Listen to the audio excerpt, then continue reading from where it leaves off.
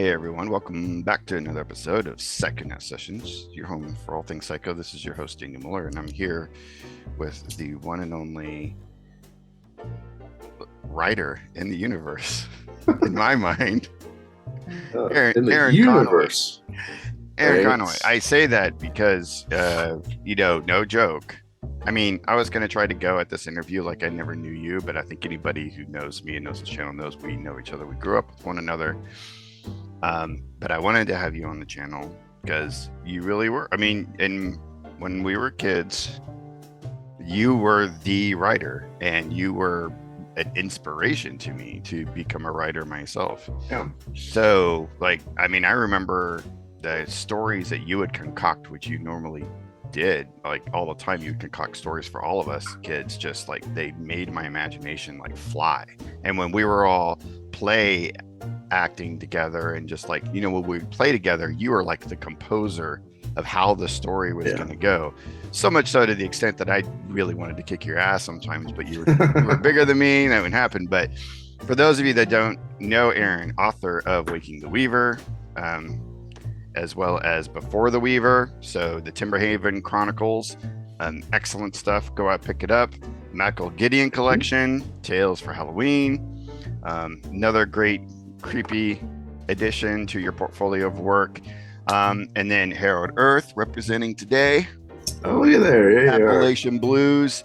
So this is the first book in the Herald Earth series, which is part of our shared universe, New Vision Comics. And then, of course, author of Vision Tales. I got mine polybagged and like ready to, because this is our convention exclusive cover for Vision Tales Zero. There'll be a new cover coming out for the public whenever we get number one complete. But this, if you have this copy, ladies and gentlemen, like you're gonna be able to put your kids through college with that one issue. You definitely have a rarity. We did not make many copies of that. They seemed like mini copies when we were lugging them from place to place. That's true. It's true. Okay, so man, I'd like for you to have the floor. Please relay to the world like your origins, where you came from, how you sprouted out of the ground, and where your love for telling stories, came from. When I think of you, I think of like you used to even say some kind of like spinner of yarns or whatever. I can't remember, but yeah. Where did that all come from? How did that all seed in you, and how did your writing process? I come from a family of storytellers. Nobody's published or anything like that, but just of like verbal storytelling. My dad, he wanted to be a poet, so he always had a way with words. He's from Ohio, and he had somebody that he considered like a father, so we always called him a grandpa, who would tell the best ghost stories ever. Like, we would go out to Ohio on vacation, we'd sit out on the front porch, it'd get dark, and he would just start spinning these horrifying, I was probably far too young to be listening to Halloween tales. And so the art of storytelling, I've always just been completely enamored with, because sitting at the feet of masters who could spin a tale and not even necessarily be anything, exotic, but it was always entertaining or funny, or, learning where to hit the beats. I imagine it's a lot like people that get into stand-up, like the patter of everything, and just figuring out how to do that. Now, I verbally, clearly, as I'm demonstrating here, I've never been as good as they were. Like, it was amazing. They could just mesmerize. Granted, we're just waking up. Come on. Oh, that's true. Give us a break. That's true. Early morning shows. But anyway, yeah. So the storytelling part, that's just been there since Jump Street.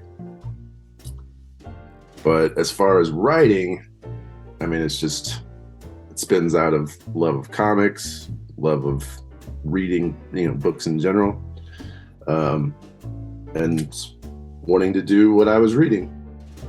Right. So early influences for book, because I think you were more of a book reader first before you really got into comics. I mean, we're still talking, I started collecting comics when I was 5. Okay. I started getting comics bought for me, so it was real close. I mean, probably, yeah, I was probably reading Dr. Seuss and whatnot, right before kindergarten. And then by the time I got to kindergarten, I have comics. So I have my dad to thank for comics as well, because he didn't know that I had, he was a chronic cigarette smoker, like at the worst, almost 2 packs a day. And my folks didn't know that was going to be a problem for my lungs. Beyond, obviously they weren't like, light up, kid, but just being around it. Right.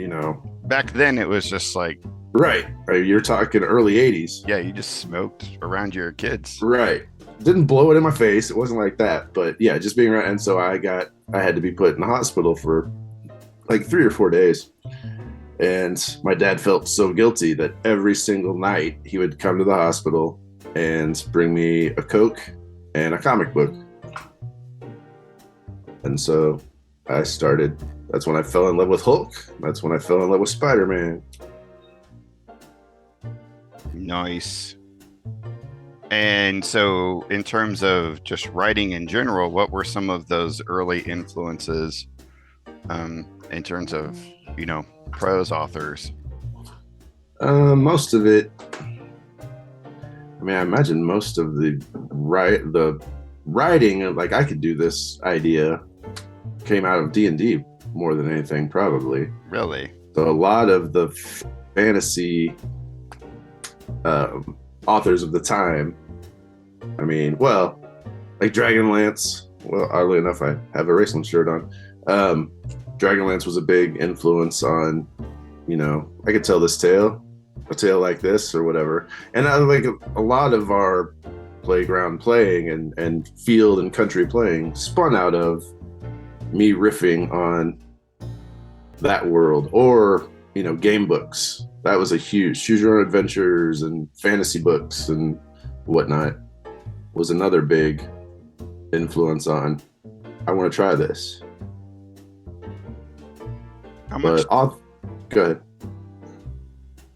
What were you going to say? No, you first. Go ahead. Oh, but I was going to say author-wise, I mean, I guess early influence. I mean, I was a huge Arabian Nights fan.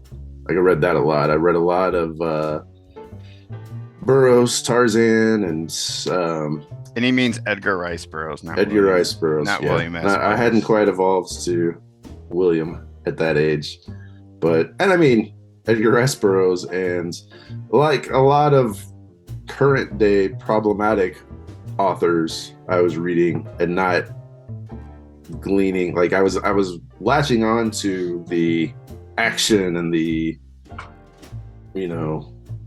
adventure in the jungle more so than anything that's problematic now. And it is problematic, but I mean, what do you mean by problematic? What do you mean by well, that? like inferior races, and like you get more of it with like Lovecraft and whatnot than Burroughs necessarily, but it's there in Burroughs too. Yeah, but again, as a kid, it's all stuff that was over my head. Like it wasn't anything that I was latching on to. But a lot of it, a lot of my reading was game books, the Lone Wolf series by Joe Deaver. I remember you reading those all the time. Oh man, that's one of the first times I got busted in school was for being an entrepreneur with those books. I took my collection in and I'd bum them out for 50 cents a read. And I was cleaning up, like my comic fundage it was amazing. But yeah, then my classmates were getting busted reading them in class, and my parents got a phone call. Was your dad proud of you?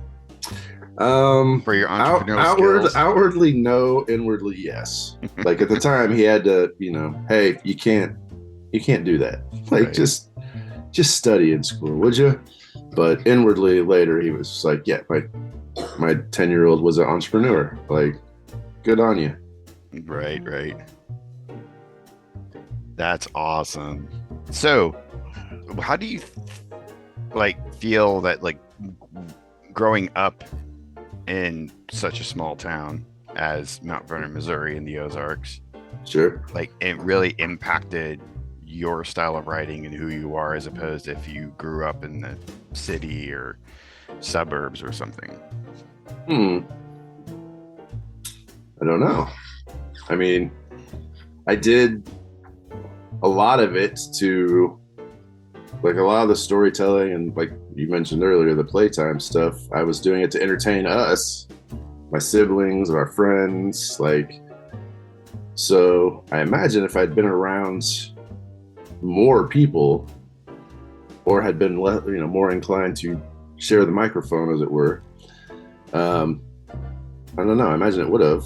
If anything, maybe it would have opened me up to more in-person style. Than all of my style came from all the things I just mentioned, like the stuff I was reading, the stuff I was watching. So it might have been interesting to see how that would have played out had there been another MC. I've always considered that it was, pretty vital to our imaginative framework, because we're kind of, I mean, it's not like Mount Vernon was like the total sticks. We had a McDonald's, right? I mean, Yeah. but just, not being in the big city or suburbs, there was this sort of separation with the rest of the world. We didn't have easy access. And Right. part of that's the time too, I think. But, for me anyway, it was like that my only access to the world was the comics on the grocery store rack and the dime novels in the pharmacy. I remember that old pharmacy on the town square. McShane's, yeah. Yeah, had like some, cool. Well, we had fantasy Fables. Fables was the bookstore that was across and diagonally from that. Oh yeah. Oh, I completely forgot about that. It was a tiny little place, but that's where I bought a lot of my early Choose Your Own Adventures and like game books. Wow, what a great name for a bookstore too. I know, right? Wow. I completely forgot about that. Yep. Well, I mean, you'd moved away to Springfield fairly early on, so a lot of stuff, I'm not surprised that you don't remember as well.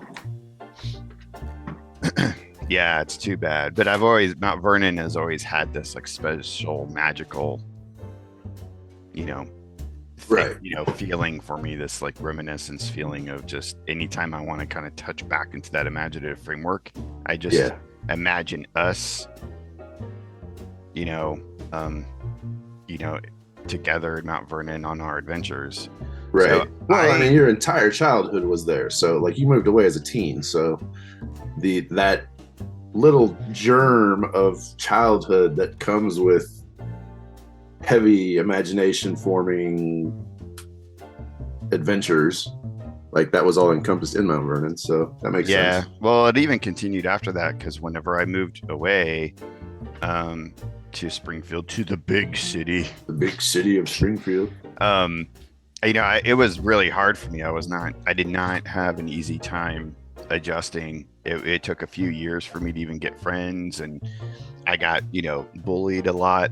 And so when the weekends came and I had that opportunity to go back to hang with you and Thrash and Mount Vernon, that was so magical for me. Even in the early teen years, it was everything. And then when we had our St. Louis trips, that was, so let's talk about that. Let's talk about the blossoming of your creative output, because I know you'd dabbled in writing short stories and everything. Yeah, for school and whatnot. Yeah, but then something happened. It just so everybody knows, right now we're both doodling and drawing together at the same time, because Aaron's also an artist.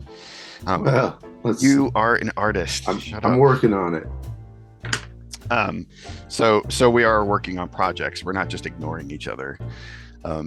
It's been a while since it does look like we're very unfocused, just chatting. And It's been a while since I've had someone on Psychonaut Sessions that could draw and talk at the same time. Um, so let's get up into those teen years and even the St. Louis trips. Like what like really kind of sparked, you know, that what influences and what actions like happened around that time that really kind of sparked of like I'm gonna freaking write comics. Like this is what I'm gonna do. Those trips were integral too. So basically, the I'm going to do this mindset came from Image coming on the scene, Valiant, all those early 90s blossoms away from the big two, realizing that, wow, this is, you don't have to play in those two sandboxes. You can do anything. And D&D, like going off of like ditching modules and creating everything whole cloth, where having an audience as far as you and Thrash and all the other people that have played over the years, for like over those years, which I mean I was upward of 12 at one point,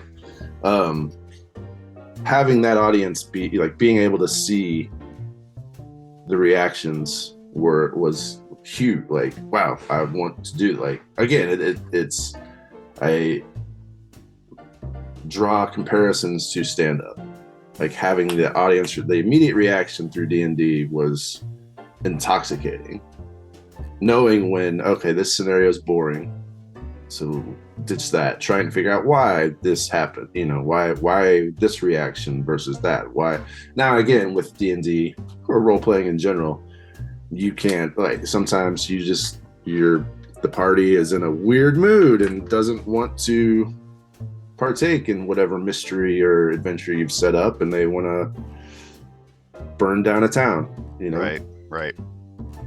And so by those early trips, you're referring to our so every summer, and actually sometimes throughout the year, our buddy Thrash that we grew up with, his uncle would take us on these trips to St. Louis or to Tulsa to just go comic book shopping like the whole weekend, and we'd go see movies, ball games, and we just went to comic shops everywhere. And this was during the huge 90s boom, so this is when Image and Valiant all came out, and it was just like it was speculative everywhere. Boom. And so it was all like X-Men #1, all this stuff.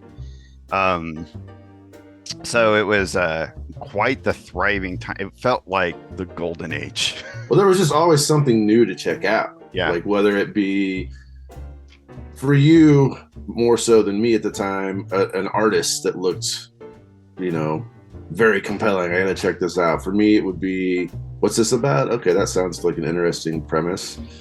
It wasn't, I mean, we did get into the speculation side of it a little bit, where it's like, oh, it's a #1, I'm gonna check it out.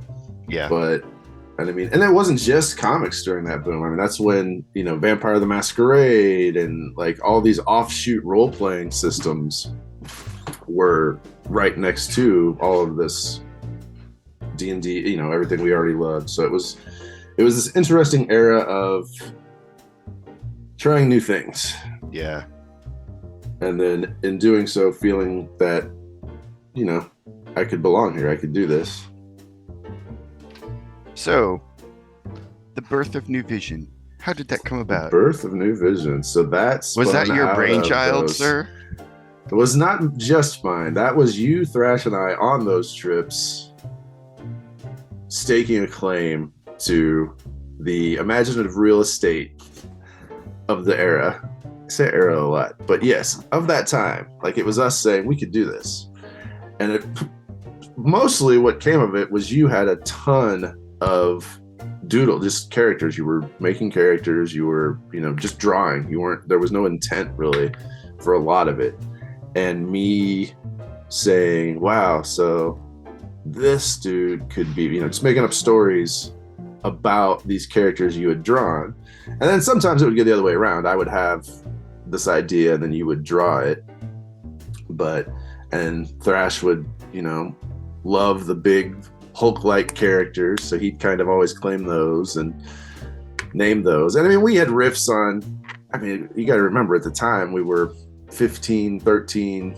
I mean, it was not huge leaps of. I mean, we had a team called Z Force, for crying out loud. That's highly original. Yeah, right on the heels of X Force appearing, we had Z Force. But yeah, so I mean, it was this just awesome mix of budding imaginations and friendship and adventure, because I mean, we were traveling. It was all done in like backs of vans and hotel rooms, and us just kind of cobbling together the early days of New Vision. Now, I mean, that's changed. Like, to the stuff that's out now, it's night and day. I mean, we did evolve it over the 30 years since then. But yeah, those early days are a little golden era of just no responsibilities, nowhere to be. We didn't have phones, so, which I'm not a huge, like, phones have ruined everything person, but we'd have been different. Like, it would have been a different, everything about our creative process, and yeah, I mean, just how we came to build everything would be different had we been able to be as reliant on the powerful computers that we carry now. Yeah, definitely. So, coming out of that, like, why didn't we just start doing it? Like, what happened, and like, where did your writing career develop from there? Your writing career as a 13-year-old. As a 13-year-old, like, so basically, it was. I want to bridge the gap between that era and then kind of going into your gypsy phase. Okay. I mean, at that age, yeah, it was just writing, creative writing classes, entering contests through school.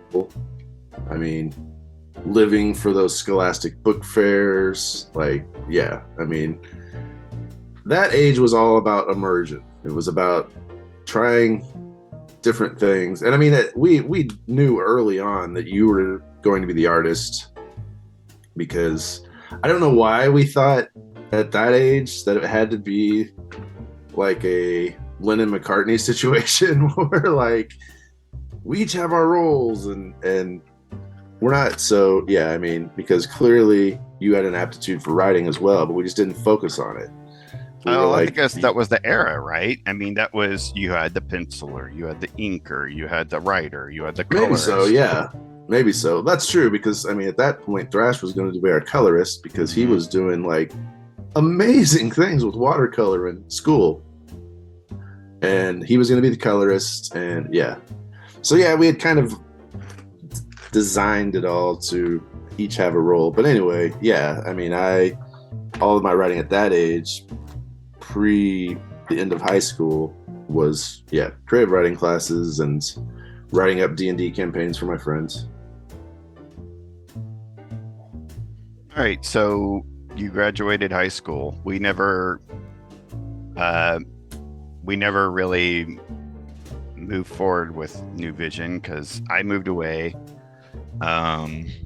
We would have big bursts of it whenever we got together after you moved away, like when somebody had a birthday party, or we just had a weekend where it's like, hey, I'm gonna go crash at Muller's, or hey, I'm gonna go crash at the Conaways. We would have bursts and we would move the needle forward so much. But yeah, we never did. At that point, it was still someday, because I mean, we were making comics on old green and white computer lined paper, right, and just folding it up, and kind of like a lot of the zines that you see now. Like, it looked like a zine. Like, now we could publish the stuff or put out the stuff in zine format that we made back then. But yeah, it was never, I don't know, I think we both were, or at least I'll speak for myself, it was a situation where I thought that'll come with age, like when we're adults. Right. And so it never, we didn't. I continued reading, writing everything. You went down your path of various collecting inspiration, basically, is what we were both doing during that era. Yeah. I got very into the beats, which led to my gypsy phase of, I mean, I basically lived on the road for a year. So this was after high school. Graduated high school and just, drove around the country, living out of my car, which at the time seemed much more romantic a notion than now. Now it's like, oh, you were just a bum. You didn't. But I got a lot of stories. I got a lot of mileage out of that year. Oh yeah, I can imagine. Anything from that year do you care to share that is legal and that won't incriminate you now? Right. We've passed the statute of limitations. I think we're good. But yeah, no, I mean, it was a lot of the same. It was drive, till I needed gas, and then you got to remember, this is like the mid '90s, so the world was different. Like I could come to a small farm town and get work, doing whatever to make enough cash to fill the tank, rest up, get cleaned up properly, and then move on again. So that was essentially, I worked a lot of diners. I worked basically just collecting life experience, to the goal being I'm going to be able to translate this into work later on. Because at this point in my life, I had kind of not ditched the idea of making comics, but not having an artist readily there to bounce off of. I just kind of was like, well, I don't need to rely on anybody else's artistic expression to write stories, to write novels, to write whatever. So I'll just do this way and focus just on novel writing and like life experience. Do you feel like you still, lean on that era as a source of inspiration for you? I know, like in the early days. So also, again, the time frame, right? It wasn't just as easy to just go out and make a comic either. The comic industry landscape was completely different. Very true. And we hadn't even quite entered, I think. Pretty much the blogging era, or even message board era, was just. Well, there was message boarding. Yeah, but not there wasn't blogging era. That was like an early odds thing. We're still 10 years away.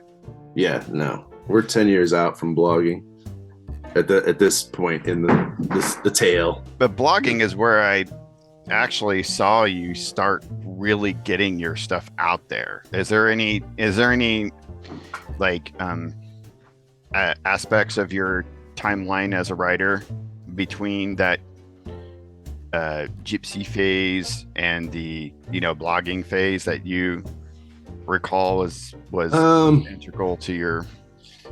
So there's a 10-year gap between my traveling and my blogging becoming a thing I did, and in the middle there, yes, I tried.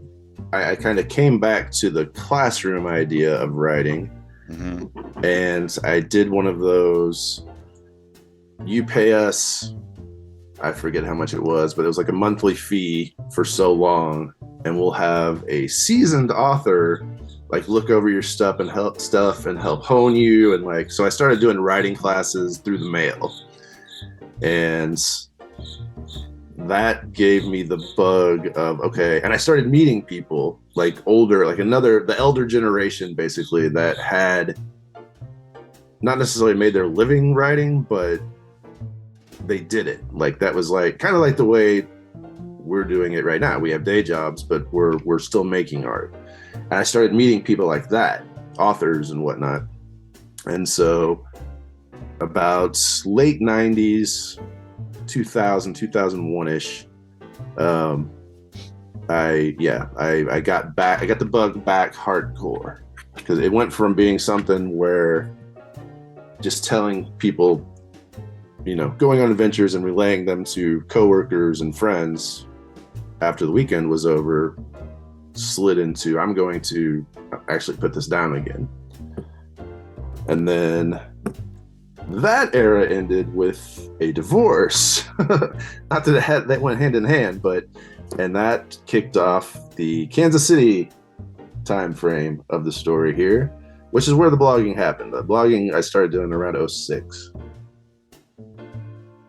And I remember very quickly, so we actually moved to KC together.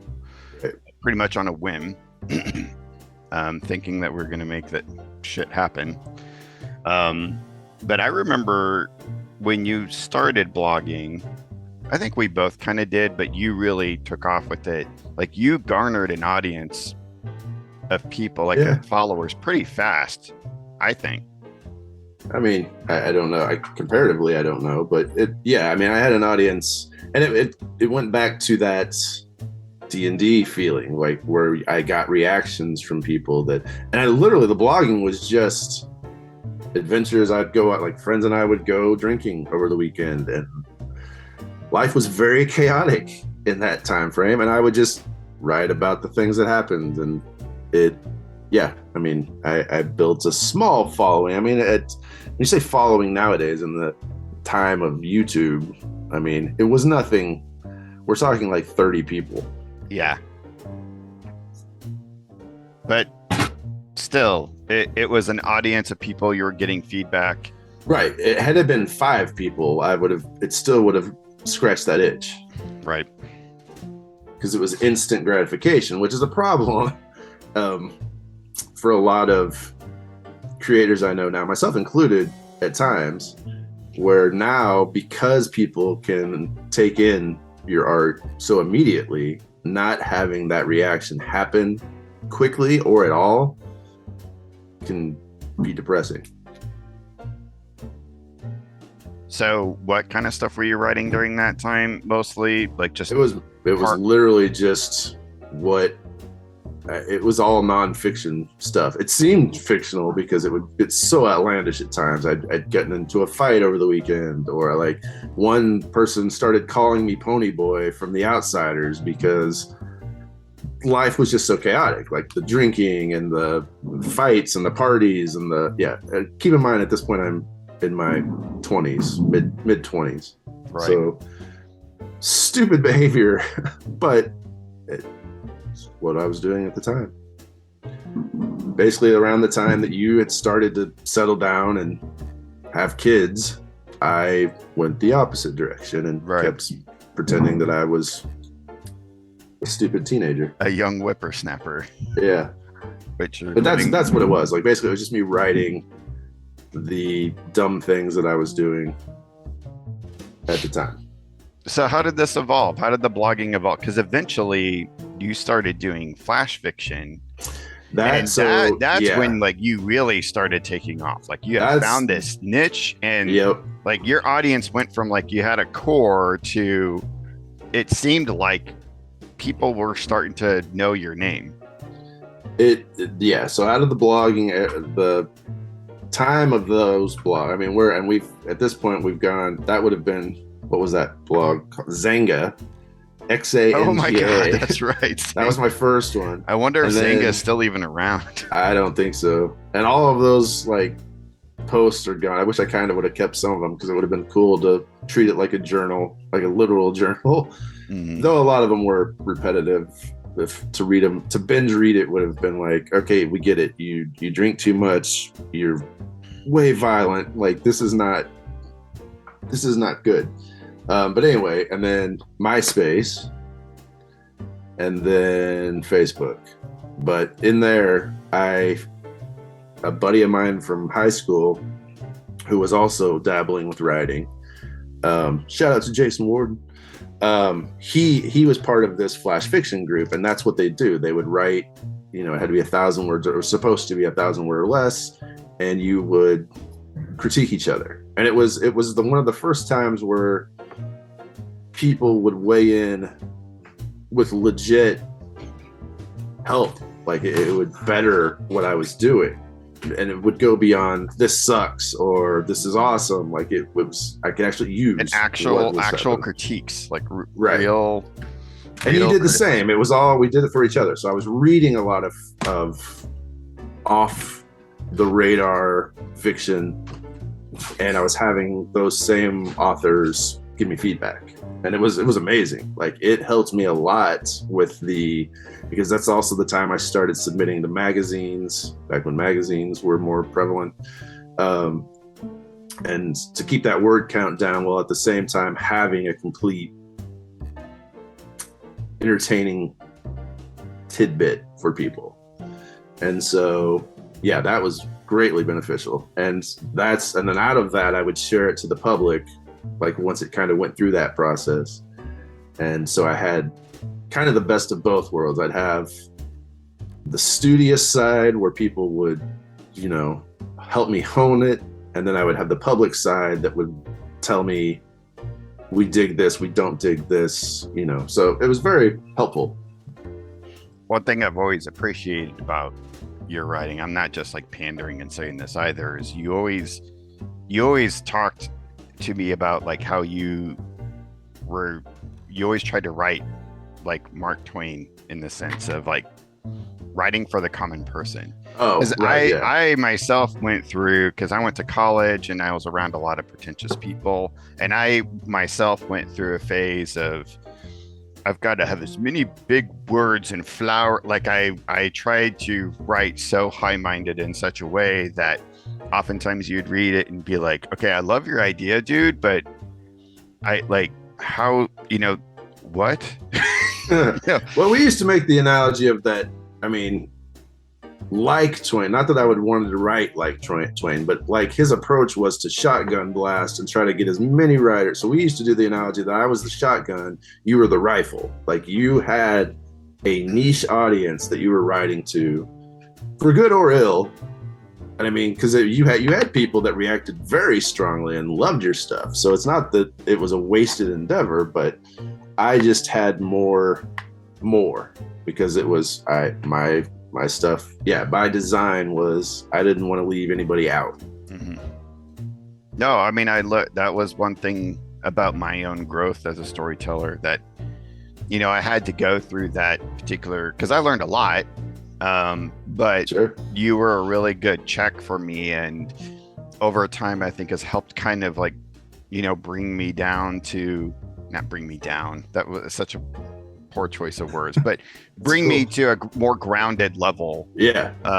To where if I think that because I've thought about writing a second prose novel, and if I did, it would be way more easy to consume for the average. Red Mass wasn't like your writing of old. I mean, it was very palatable. But there were some parts where I tried to be way too experimental and be like, I'm going to be like Burroughs and Kerouac, and yeah, that's not a bad goal to shoot for sometimes. Yeah, sometimes.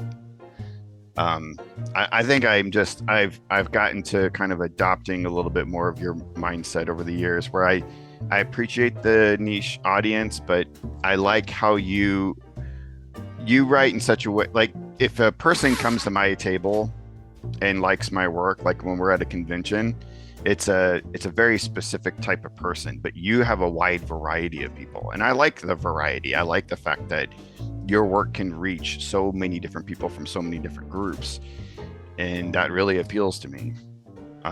Thanks. All right, so flash fiction, blogging, where's the evolution from your flash fiction to Timberhaven? And so in this, I want to know, like, what is your Timberhaven pitch? Like, what was the inception? What was the inspiration? What's the story of it? What drove you to finally getting to the point where you were like, fuck it, I'm going to write a novel, and I'm going to write an amazing one at that? So thanks. It came out of the flash fiction. I started doing a weekly.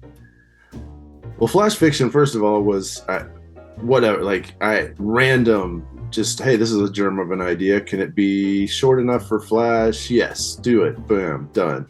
And I started having a lot of characters and story ideas or plot points that would formed, but they didn't fit that formula, or I didn't know what they were. So, but I would store it all, and that was what Timberhaven became. It became all these disparate like ideas and notions and characters, and they lived in the same small town. And for some reason, that was the spark that made all of them that fit that paradigm work. And so I started doing a weekly post on the blog. Like that's essentially what the blog became. It was no longer a nonfiction, this is the story of my life type stuff. It was just flash fiction, short stories, stuff that I couldn't. Occasionally, I would shop it around first to see if anybody would buy it, but when they didn't, I would post it. So Timberhaven became the town that a lot of this stuff was in, and I developed a horror novelist who was the reader's perspective, that fresh eyes in this town that you could learn about the town through. And it started getting more and more readers and more interest. And it got to be, I mean, it was around the time that it was probably, I don't know, 60, 70 some pages worth of book that I decided, all right, I'm going to do this. I'm going to make it a novel. So I finished it as a novel. It took me 4 years to finish it as a novel, because that's what they don't tell you when you have a day job, a life, a marriage, all of these responsibilities, that creating is, sometimes you just don't find that time in the day to get some more words down.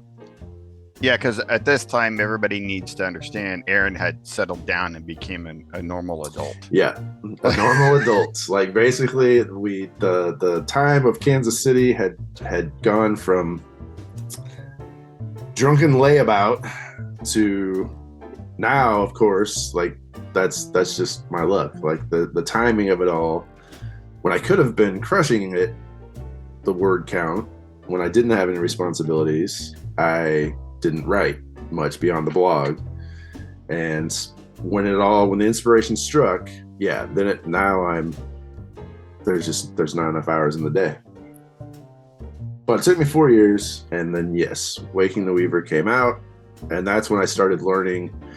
Well, so we skipped a stage. When we first came to Kansas City, and we've talked about it before, but we did we were both in pretty bad headspaces. We came to town.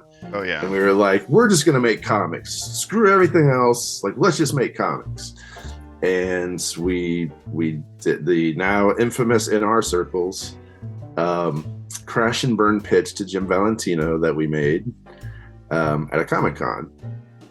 And when that played out the way that did, which is he was like, thank you guys, but this isn't how it's done. That little kickback was enough that we were like, screw it. Let's just go party again. And so I don't remember where exactly you were, because you published first. Self-published first. You had Red Mask come out first. And that was 2012, right?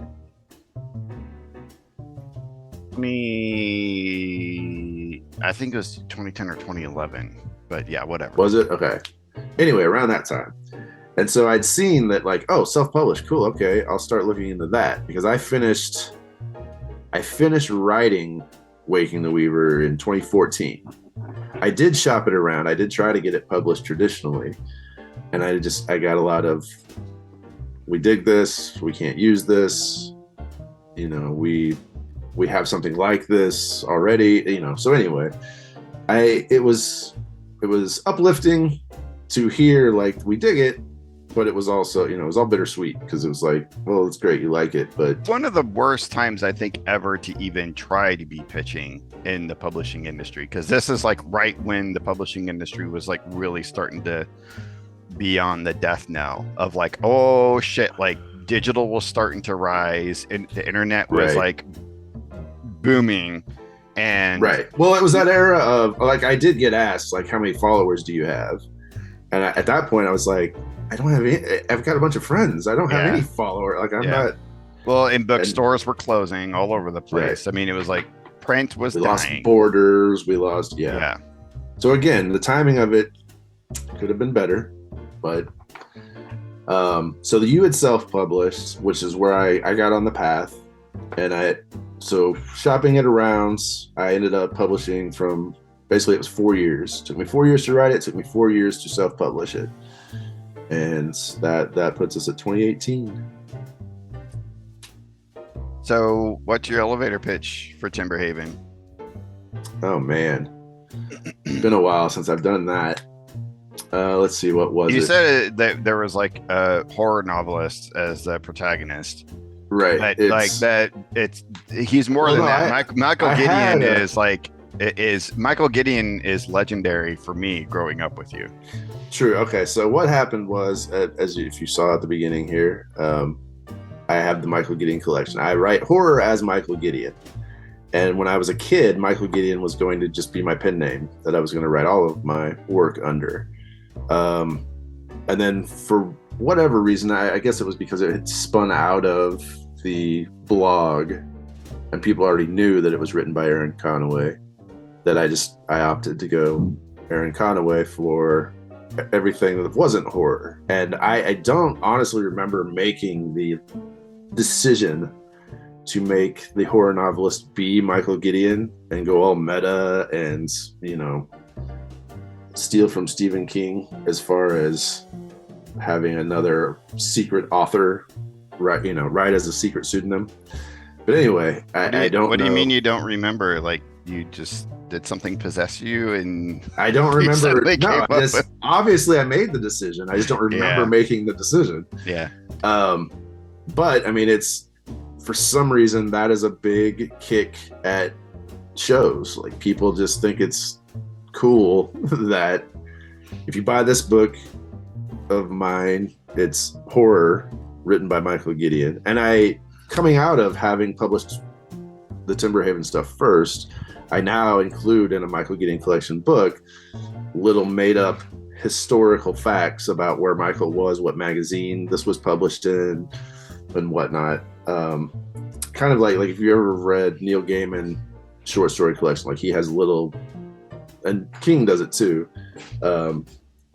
just little backstory things about the story, where it was first published or whatever. So I made those up because in the world of Timberhaven, Michael Gideon is a Stephen King-esque level writer. So people, when he came to the small Midwestern town, some of them had heard of him. Right. And so because of that, it gives me just a wealth of stories to make up and facts to make up about him when I'm writing as Michael Gideon. So what is Timberhaven then? I don't remember what I had a pitch. I mean, because I did have to pitch. I did have to have an elevator pitch, but it was basically, actually, let me see if I have it, because I worked it out.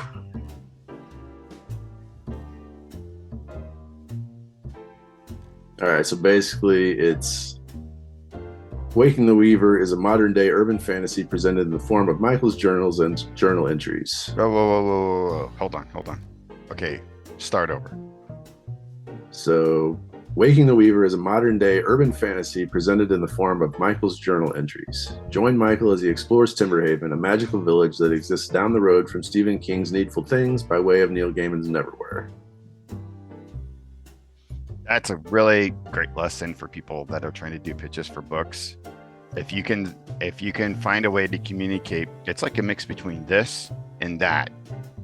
Like that's what helps sell it to people. To certain people. Like, so what's weird is I've gotten pushback from people that could potentially buy your book love shit like that, like he just said. But I've gotten so much pushback from other creators. They're like, oh, I hate it when you say it's like this and like that, and it's just a mishmash, like it can't be its own thing. But but I've been told by agents that's the way you. That's what I mean. Need to that sell world it to loves agents. it. Yeah, I mean that world loves it. And to the people, like, what I'm starting to find, is that when to hear the opinions of other creators, I take it with a grain of salt. Yeah. Like, listen to the audience and listen to, like, if you are interacting with a person who is a publisher, who is going to be the one who's going to accept your work, because other creators aren't going to be accepting your work. Sure. They're like inherently, I think everybody is always in like a little bit of competition, even if they don't mean to, although I think a lot of them overtly are. So I know they don't like it, and it's probably the same reason why someone might like me at a Comic Con might be like, oh damn, people making prints and making money off of it, Right. they're not a real creator because they didn't write their own book and blah blah blah. I think it's like that level of shit. It's definitely, I've seen that yeah. firsthand with you, because I've not developed a pitch like that for my stuff. So when people come to my table, I'm like, it's a book and I made it and da, da, da. You are like, it's kind of like a mix between Stephen King and Neil Gaiman's blah, blah, blah, blah, blah. And people are automatically like, oh, okay. Right. It's familiar to them. Even if it's not exactly like that, it gives a familiarity. Yeah, it has served me well at shows. Yeah. No, and I mean 100%. Like, same with critiques.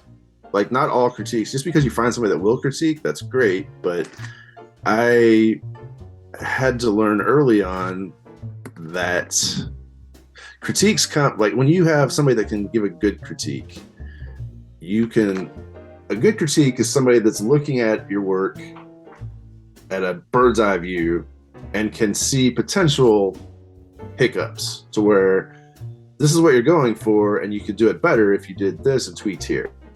A bad critique is, well, that's not how I'd write it, so this is what you should change. And it's like, well, I'm not trying to write like you. I'm trying to write like me. And so you have to wade through those critiques. And it's the same with the elevator type pitches where learn when you get advice from people. Yeah, there's some, you need to measure it sometimes. Like the source. Yeah, measure it with, is that person making a killing? Are they selling, first of all? And second, like with me, I have like a load of comics at my table, a lot of visual stimulus, a lot of art. Yeah. And you have your books and you generally sell more than I do. And you generally have more. So there's something to learn from that, is all I'm saying. Well, and I think that also too, though, is just experience. Like, you just don't have a lot of the experience yet of working the table. Like, that'll come with more shows. Your development of a shorthand with the public. And back to Timberhaven, though, too, I remember sitting around with your family and them talking about, hey, you put, Jarbo in there and da da da da. So the Timberhaven also just kind of weaves in, because it is totally like, when you say Waking the Weaver, we're talking about like a weaver of stories. It is all about, like, the whole theme of it is magic and stories and the power of the imagination in that respect. So you pulled in a lot of stuff even from your childhood and from like family stories and stuff. Well, that, and I mean, even geography. I mean, once it all started to kind of cook, to tweak things, I would, I basically used the geography of the town we grew up in, Mount Vernon, but I placed it elsewhere. Like, it's just a nameless Midwestern area.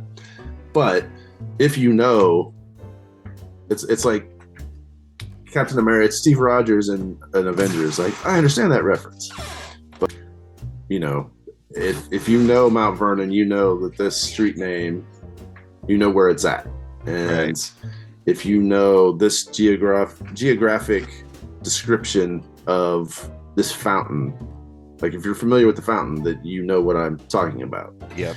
And so there's a lot of that. There was a lot of, it is a little bit of it's a love letter to a lot of things, but the town of my youth is a big part of it. And again, it's one of those things where you don't need to know that. It makes no difference if you don't, but if you do, it's just an added layer of, Timberhaven's all about layers. My intent, like the grand experiment, is that every time a Timberhaven book comes out, if you reread a Timberhaven book, it'll hit different now that you've gotten this new information. Or like, basically the whole thing, every time you reread with more knowledge, it's going to be like reading a different book. If it succeeds, we'll see if it succeeds. So far, it's doing all right.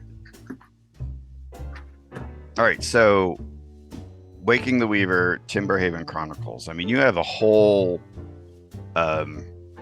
series that you have planned for this, and you've continued that with a prequel, Before the Weaver. Before the Weaver. And then you have also the Michael Gideon collection. So there's that like added element of like you get Michael Gideon's stories that he wrote. So you want to kind of get into after Waking the Weaver, you have this short story collection, and you have Before the Weaver and how those kind of came about and the evolution that is like building out from there.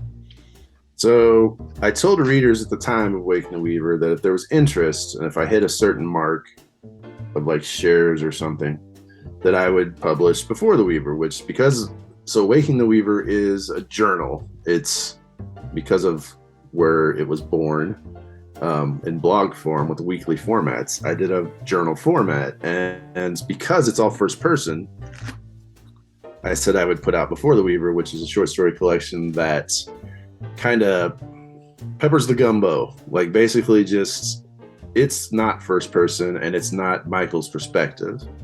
It's the town. Like it's just short stories around Timberhaven that kind of can fill out, because for the longest time in Awaken the Weaver, you don't know if the magical stuff, is it happening? Is it in his head? He is a functioning alcoholic who is going through withdrawals. Like what exactly is happening? And I mean, I feel like it kind of answers that question by the end. I tried to have it answer that question by the end. Some of the stuff that gets brought up in Waking the Weaver does not get answered, but it's because it's my Hobbit before the Lord of the Rings, which is coming. But Before the Weaver does answer some more things and spells out what exactly Timberhaven can be. So I put that out, and then that did well. And then I put it out, I think it was August of 2018, and I'm a massive fan of Halloween's favorite holiday. And it was being August, about to kick off into Halloween. I put out Michael Gideon collection, Tales for Halloween, which was, speaking of which, Daniel gets killed a lot. A character named Daniel gets, spoilers, well, not always. There's basically, I would do a Halloween story, and I would invite people. The very first time I did it, I invited friends who had gone spook hunting as kids with me, like in real life. And I said, there's 6 of you. And I asked everybody, do you want, your namesake? Because it was just first names. I said, I'm going to use your first name if that's cool. If it's cool, do you want that namesake to live, to die, or do you want me to surprise you? And everybody kind of weighed in. And most everybody wanted to be surprised. And that was such a big hit that the next Halloween, I had double the people that wanted to play. And then the next Halloween, third Halloween, I had double that wanted to play. And so it kind of was starting to take on this hugeness that I wasn't available for. And with that many characters, it just kind of became a naming convention, and then it was just wholesale slaughter. But anyway, which is why you'll see the character Daniel in Tales for Halloween 2 different times. Does everybody see how this like little brother, big brother dynamic keeps like moving through? Why do I got to get picked on? Hey, you don't tell me game. It was just a random roll of the dice. You were game. No, that's true. I am game. Yeah. Bring on the torture. Surprise me. But anyway, yeah. So then I put those, kind of collected those up as Michael Gideon stories, and put them out that Halloween 2018. And those sell like hotcakes too, man. Horror is my best selling. I need to lean into Michael. I need to just do a few years of just doing horror, because I'm always sold out of Tales for Halloween. In person, online, it doesn't sell. Like basically everybody buys Waking the Weaver and Harrowed Earth, Appalachian Blues. All right, so let's jump through that. So you've got Waking the Weaver, Before the Weaver, Tales for Halloween, and at some point the New Vision Comics seed begins to germinate, and for some reason we just decide, oh my gosh, like we can do this. Psychonaut Presents is New Vision Comics collection as is. That blame is laid squarely at the feet of Psychonaut Presents. All right. Because, which is why in issue 3 you were like, do you want to do something? Do you want this to be the beginning of the birth of the actual New Vision Comics collective? And I did. Yeah. Want that.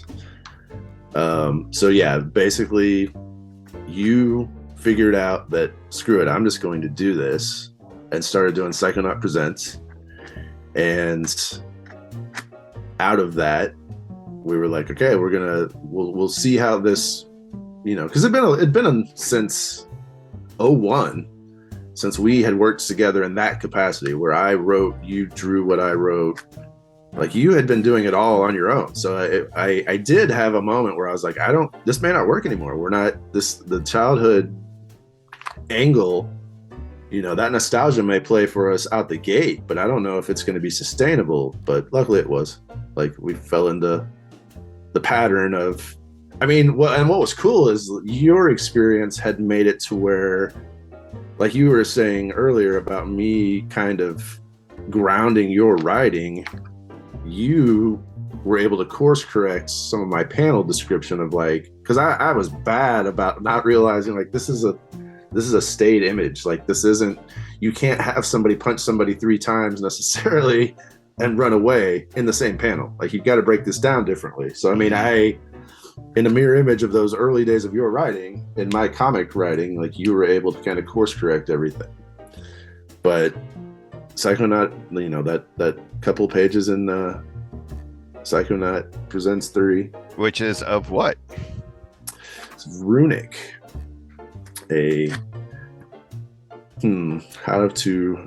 Basically a sorceress set in the golden age, the 90s of our shared story universe here, where there are superheroes and daring do's and escapes and whatnot. But yeah, she was contending with a hungry other dimensional entity. So yeah, a little short story supplement of Runic, entirely your character, by the way. Yeah. And then after that, Herald Earth begins to blossom. So walk us through Herald Earth, sir, and how Appalachian Blues came into being, your inspirations. So out of that, we needed, I think you felt too, that we needed to kind of start building the framework of what New Vision Comics Collective was going to be, and just how far reaching, like, kind of what we wanted to present to the world. And so Herald Earth is our third act. So we start at the end with New Vision of the universal stage as it is. And Herald Earth, at that point I was like, I can't draw the way I felt then comics should be drawn. Like, there's a certain style and ability that I want, the comics side of everything to be at. And I understand now the eye roll, I get it, but at the time I didn't. And so I thought, the only thing I can bring to the table now, you were already doing, at that point you were doing Weapon Ek, you had all these projects you were in the midst of. And so while we had other friend artists we could approach, we weren't ready to do that at that point. We still kind of wanted to keep it in-house. And so I thought, okay, well, I will just start laying the skeletal framework of this universe with short stories. Like, that's what I bring to the table. And so Herald Earth, we had kind of divvied up over the years, but we laid out a Bible, and Daniel has eras that are his.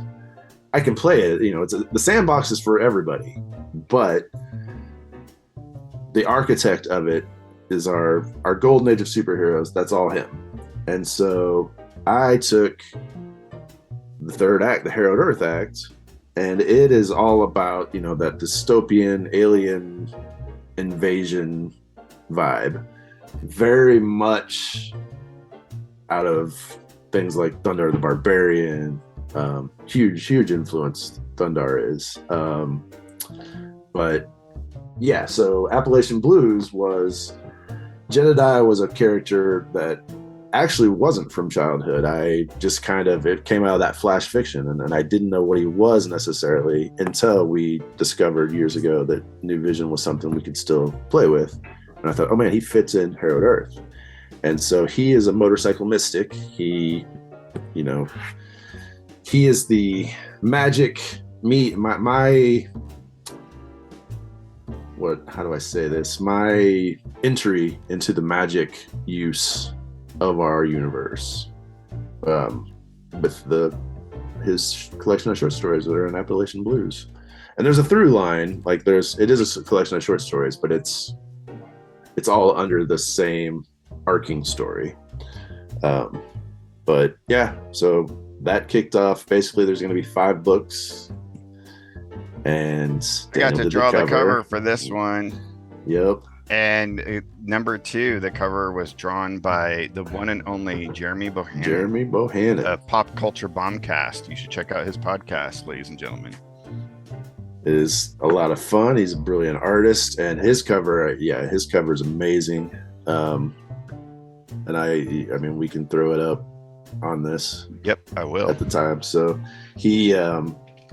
Cicero Wants You was supposed to come out this year, but life got in the way, and so it might come out towards the end of this year, but it's supposed to be out in spring of this year before Comic-Con. But yeah, so that's where the latest work, how it came about. So you got 5 books planned for this? 5 for Herald Earth, and then there'll be 5 short, and they're all short story collections that thematically will, taken as 5, characters will start dipping back in, and there will be an overarching story for those 5, with each book having its own overarching, story. So anyway, and then I'm going to do that. My plan is to do that for each era, but we'll see, because projects keep coming. Yeah, I mean, so speaking of which, what all do you have going on that you can speak to? Because you're rolling in the projects right now. You've got a lot of stuff that you've been working on, and I don't know what all you can speak to. You're allowed to. Not a lot of the one was announced. So Prometheus for Dark Moon Comics, I wrote. That's a 60 page graphic novel, basically, where each entry into Dark Moon, because Dark Moon has the manga side of things with Black Spartans, and I'm completely blanking on the other title. And then they're about to launch a comic, like Dark Moon Comics side of things. And the first book of that is Michael. And then I'm up second with Prometheus. And Prometheus is it's a play on the Greek character, Greek mythology character.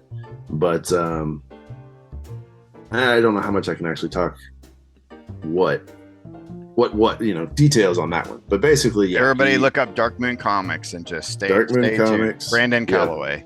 Yep. He so that's all coming out.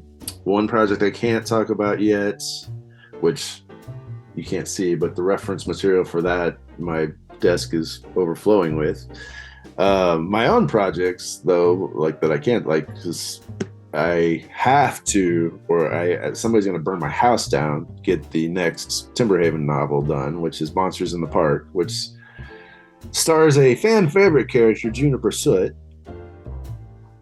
who's an 8-year-old science whiz who lives in this mystical, magical town and is not really, it's kind of nonplussed, much more enamored with science than this everyday magic that she sees. And then, like we mentioned, Cicero Wants You is And then the scripting for Vision Tales. Vision Tales #1. Yep.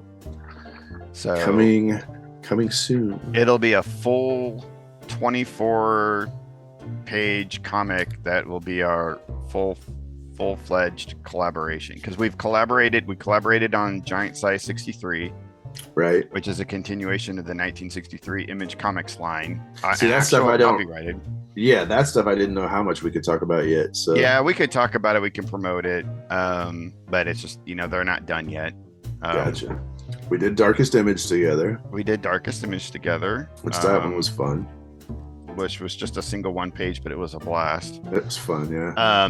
And then we did the Runic 3-page together. Vision Tales was only a 12-pager, right?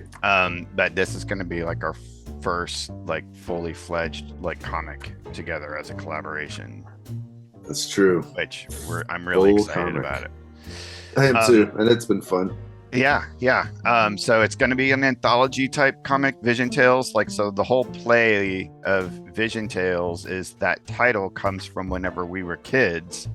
Yep. And we had a basketball game that we would play called Vision Tales based upon our characters from our New Vision universe. So we would. It was basically horse. Yeah, it was horse, but we would choose a character like Runic is going to fight Maximal, and blah blah blah, and one of us would be choose a character, and yeah, it was basically horse, but still it was amazing to us. The DM and me came out because it was basically if you shot free throw or layup, free throw, or 3-pointer, that's how much damage you did. It was like HeroClix before HeroClix was a thing, and then I would be the arbitrator of how much damage you did. Of course you were. Yeah, and then you just played until your character got KO'd. But eventually we role played the New Vision universe. We did do that, and we had some pretty good times. You came up with some pretty cool adventures with our Vision Tales role playing.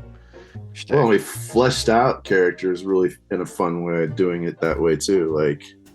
Because you guys would do it. You'd do a voice for a character that would just, oh wow, that's that character. That's what that character sounds like. And that was a lot of fun. But that's why we stuck with the name Vision Tales. So, but Aaron, aren't superheroes dead? So I keep being told at shows from other to your point earlier of creators being just poo-pooing shit, just shitting on it for whatever reason. I don't even it can't be a jealousy thing. I mean, it could, I guess, but it didn't. It just came apropos of nothing. People would be like, oh, what's up next? Oh, we're doing the superheroes dead. It's well, there's billion-dollar industries that disagree with your take. Now, is it flooded? A flooded market? 100%. It's we will not be alone. But I also like to think that it's not, I don't know. It does have traditional trappings, but we're trying to mesh a lot of different ideas and takes and styles and into it. So I don't know. Here's the thing. What you're getting with our superhero universe is not just some corporate shtick. It's not like a couple of guys getting together just hey, let's create an IP that eventually we can sell. This stuff we created when we were young. We were kids, and it's been a passion our whole lives. We're in our 40s now, and it's had 30 some years of buildup and passion behind it. And it's one of those things that it's a bucket list thing for us. So it's true. It's not just, oh, hey, we're a couple of creators, let's come up with an idea and see if we can sell it, sort of thing. Well, and it's not, wow, the Marvel movies make a bunch of money, let's do superhero. We're not coming out like that. I'm not, there are some indie comics out there that maybe that's their thing. I'm just going to make a superhero comic because it's popular, and that's fine too. Follow your passion, but that's not how we got here. Yeah, and it makes Oh, I'll go on that shtick though. It makes ours better than all of ours because you can feel that energy and that passion behind ours more so than anybody else's. Boom. Just don't sue us if that's not the case for you. Yep. So, cool. Well, so that's what. Yeah. Anything else that you want to drop about what's coming out in the future for you? So the only other so basically, kickoff of the pandemic, I decided I'm going to learn to draw, which is cutesy, and it's, guy my age deciding I'm going to learn to draw. But I've always wanted to. I've always been envious of people that can draw. And so at the kickoff of the pandemic, I was home and I thought, I'm going to start now. And I mean, I approached it much the way I did or do writing. You get a wide swath of styles and technique, and I would read any and everything just to see, oh, this is how they did it, and learn to pick apart what I liked and why I liked it from somebody and why I didn't like it and how they came at it this way, and try to figure that out. So I want to do the same thing with art, with comic art. And so I put a call out at the kickoff. And I mean, you were huge, like you had a ton of names of basically just me wanting to study style, study technique. Like, how did they get to this? Why does this panel work so well? Right. From a everybody agrees standpoint. And I mean, I got tons of homework material, and I completely dove in. I just started buying like all kinds of stuff that I'd never given a shot before. And then you got into kayfabe and introduced me to that whole world.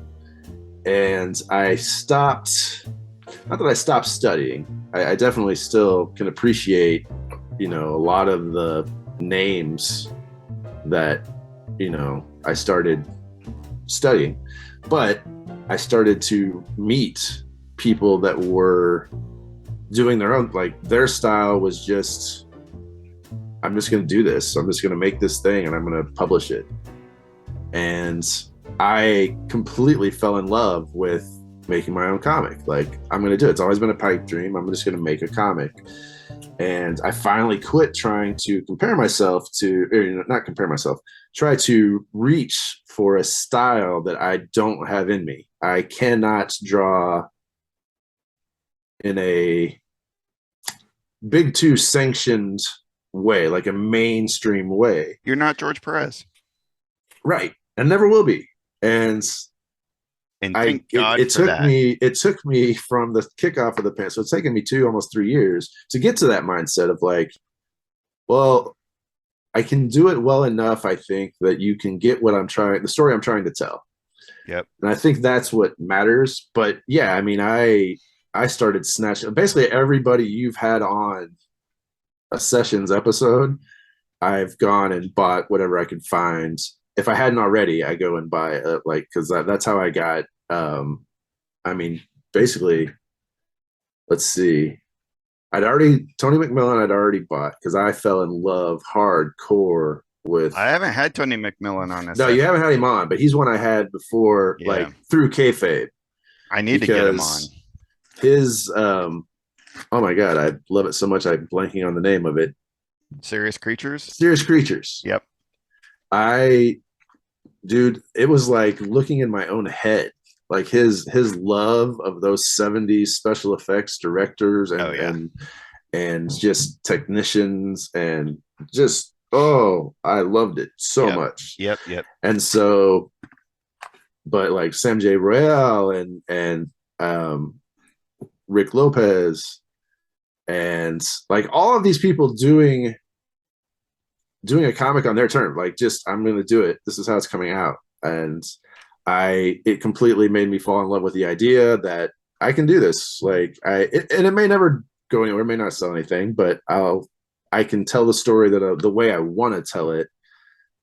And so that's where Yon the Vagabonds is going to come into play. That's my big Patreon project of 2023, is that basically each week I'm going to post a page from that world. And like I just made the announcement on my Patreon of like what, and like right now it's all about honing the look and hone it, which is that's what I'm working on right now, of getting these characters in a more, like I could do this over and over again and have it look uniform and not have it look, because I mean when I started off, I couldn't draw the same character the same way twice. Like there was always something skewy about it. And so I've gotten better, through practice, I've gotten to where I can do that, but I've got to get, yeah. So anyway, that's my big 2023 project, comic related outside of New Vision, because that's the thing. Like you and I both, yes, we grew up with New Vision Comics Collective and all of these ideas, and like there's a dense library of stories that we've already made up over the 30 plus years.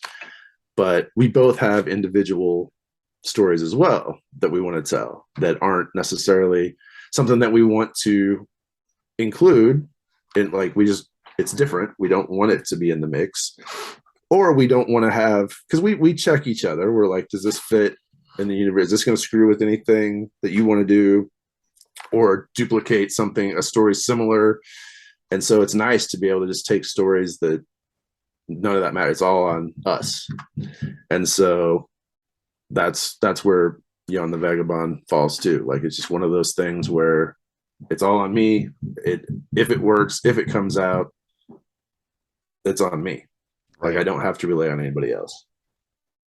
So you heard it right here, folks. Everybody stay tuned to Aaron Conaway's Patreon, because Yon the Vagabond coming soon. Yon the Vagabond. I'm looking forward to this. I've always, you say blah blah blah, I'm not an artist, whatever, but I remember looking at your sketches from whenever I was young, and still even like wanting to draw the way that you sketched. So, well, I appreciate that. Flow with imagination, man. You flow with imagination. I like seeing, and I mean, by no means am I saying like any independent, like I'm not knocking their art at all. I love their art, like the individual take on this doesn't look like everything else is why I love it. And is what made me think I'm gonna give it a shot. Like I yes, it doesn't look as polished and perfect as some of these other artists, but it doesn't. My stuff doesn't even look as perfect and polished as a lot of these indie creators. Like it is what it is. I'm not gonna continue to apologize for that. Like basically, it's the best I can do. This is where the market is, though. You're like this. You're in the perfect space, because we're in a space now where people, you go to the big two to get that perfect polish. Like there's a thriving indie market. People want different styles. They want different things. And a lot of people, because we're in this weird era where everybody kind of wants to be a creator in some way, shape, or form, Right. which is cool. So, when people see work that makes them think, oh, I can easily do that. I think that's Right. why the kayfabe community is why I do love it. And I always stand by the community itself, is because it's just full of a bunch of people that you get this feeling when you see their stuff of, oh, I can just go make a comic. Like, what's keeping me from doing it? There's no reason why you couldn't be doing it. Well, and not in a negative context either. Not like well, if that's selling, then but it's not like that. It's yeah.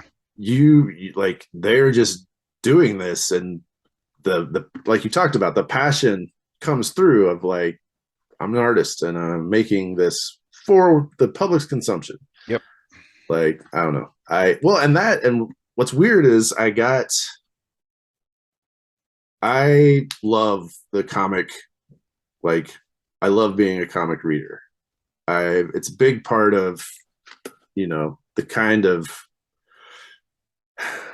entertainment I've taken in my whole life. And so going to shows with you, like it seems like to be part of that world, I needed to learn to draw too, because I don't know how many times where we've been on a show and people dig the comic, like dig Vision Tales number 0, and then I'll say, hey, I wrote it, and he drew it, and they'll immediately be like, oh, you're just the writer, and they'll go to you. And I mean, that's awesome. Like, we're still selling the comic. It doesn't really matter, how they got there. But the pushback of writers and comics that I've seen firsthand and have happen in show, and then when you're not there, like, and I'm still trying to sell the comic, and they're like, "Are you the artist?"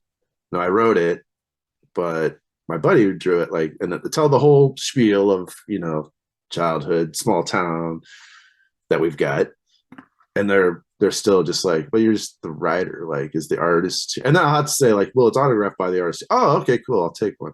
It's like, okay. And so I don't know, it got to this place where, like, yes, I want to be in comics, and if the only real way to do that, or the easiest way to do that, is to draw too, like, that's another angle that I have.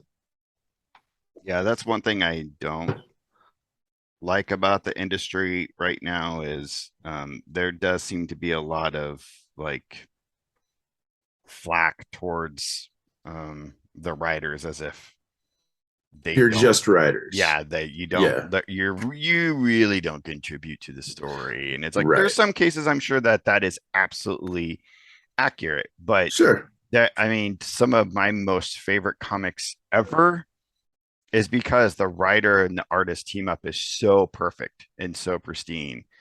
Yeah. And so I mean, that people will say shit like that, but then nobody's gonna give flack, and everybody will give props to Neil Gaiman, Alan Moore, these like big hitters. It's like obviously the writer is very important, and whenever you get a quality writer, then you're going to get a quality product. Right. Yeah. I think it elevates the whole thing if all parties, colorist, letterer, like, if everybody's firing on all cylinders, that's Yeah. going to be a badass project. Yeah. However, anybody comes to it. Now, I mean, if you're getting down to division of labor and payouts and that's a whole different conversation. That's Yep. not. I'm just saying that. Yeah, I don't know. Anyway, I don't know how I got on this tangent, but it's another factor of why I want to be able to contribute to this world that I love in a manner that seems to be the way that people want. Yep. Well, man, anything else you want to drop that's coming out? So your Patreon will have links to your website, your social medias. Anything else you want to I don't drop think real so. quick? I think that's enough. Like, yeah, people are gonna get sick of hearing from me. But that's the thing. Like, yeah, it's feast or famine with me. You can go years with nothing, and then there's a year with like 2023 is going to be a year of 5 different Aaron Yeah, Conaway written things. So, that's the way it but no, is. Yep. I think that's everything. That's when you know you're getting quality and not quantity. I'm willing to wait for something good. That's That's right. for damn straight. Well, thanks That's for spending your morning with me, man. always. And yeah, you pulled this off. I did not know if you'd be able to do the interviewer as though we hadn't known each other since birth, basically. But you did Uh, well. there was some bleed over in there, but I got to learn a little bit more about my That's right. buddy. So All right, cool. man. All right. Thanks a lot, everybody out there. Keep it psycho. Take it easy.